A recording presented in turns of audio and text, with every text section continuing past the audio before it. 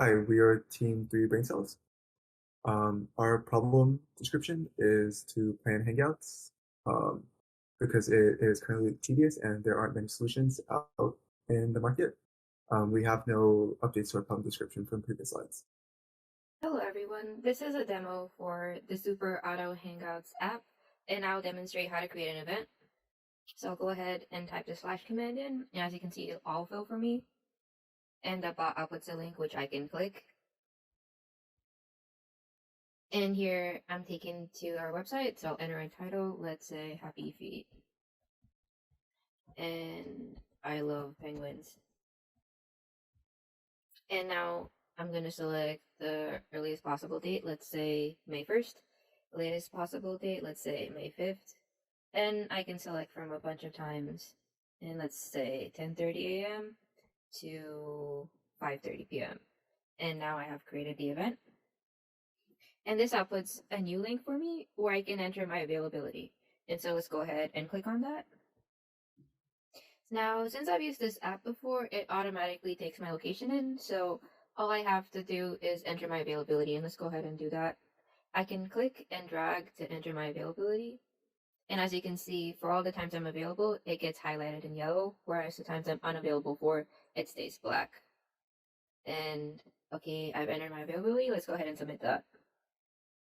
And for the purposes of this demo, I've created like a minute gap between the availability entering and voting, so let's wait for a bit to see our results pop in. So there we go. Now I can go ahead and vote for the event, as you can see, from May 1st to May 5th, from times possible 10:30 to 5:30 p.m. And let's go ahead and vote. And my other friend has voted over here, as you can see. So let's pick May 1st, 3 to 4 p.m. and May 4th, 1 to 2 p.m. And I can go ahead and vote on the locations. And Miller Union sounds nice, as well as your burger. And I'm going to go ahead and submit that. After voting finishes, we will see an output of our event. And there we go. The event voting is over. And as you can see, Miller Union has won, and we'll go there on May 4th from 1 to 2 p.m. Thanks. Our major concern this sprint was to finish the MVP and gather user feedback.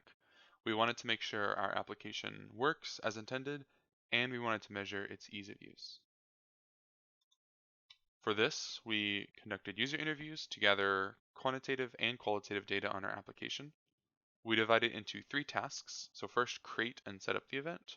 Next was input availability and location, and last was vote for the event that they created. We developed questions on a Likert scale and used users to provide feedback after each demo. And this allowed us to determine quantitative values for user experiences. We also timed users going through our demo and asked them for qualitative verbal feedback. Here are the quantitative results on the Likert scale. As you can see, most users had a positive experience with the app. They thought it was self-explanatory and easy to organize events. Users felt that the hardest task was to input availability, but overall, they had a good experience. As you can see from our timing quantitative results, the users took less than 2 minutes for all tasks. Inputting availability took most of the time.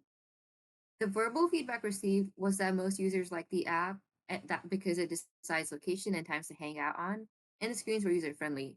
Some users took longer to use the app since they were unfamiliar with the Discord bots. Most users understood the flow and were not thrown off with multiple screens. Some users felt that the integration with online calendars would make the schedule input a lot more user friendly. We have not made any changes to our business model canvas since the last sprint. So this is our code review.